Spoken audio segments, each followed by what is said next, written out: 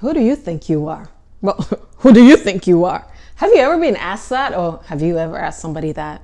You know, when you ask that question, you're actually asking about their identity. Like, who do you think you are to have access to this place? Who do you think you are to be able to say that? Who do you think you are to do that? Who do you think you are to show up here and you just arrived yesterday and you're doing all these things? Who do you think you are goes back to a person's identity. Where did they come from? What's their origin? What's their education? What's their wealth? You know how when people size each other up, what school do they go to? What kind of competence do they have? How much experience do they have in this area?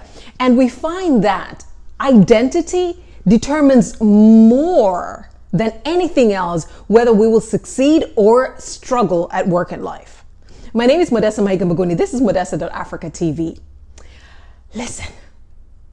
We have had so many labels. African, that comes with a certain perception, right? Woman, age, being young. Not that I'm young. Okay, fine. Let's move on from there. Wealth status, even tribe in some contexts. And all of these labels have formed our identity, our perception, and even our sense of whether or not we deserve to be in certain spaces. I am on a quest to equip 100 million globally competitive African leaders. I know that Africa is going to be the leading economic region in the world, and I am here to stand with the men and women, and that includes you, that are going to drive that ascent.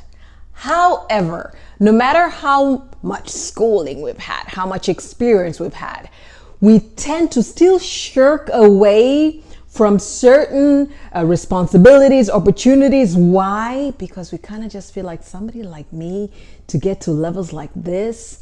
And I want to work on that in this series. So if you're listening to me and thinking, oh my goodness, she's calling out my stuff, please subscribe, turn on notifications, because it's going to be a long one, but it's going to be worth it. Have you noticed that people will have training upon training, exposure unparalleled, yet still default to certain patterns, certain ways of thinking, speaking, and being? Like, you could meet two people with the same opportunities, yet one never really moves and the other one takes what they're given, multiplies it, and absolutely catapults their success. It comes back to identity.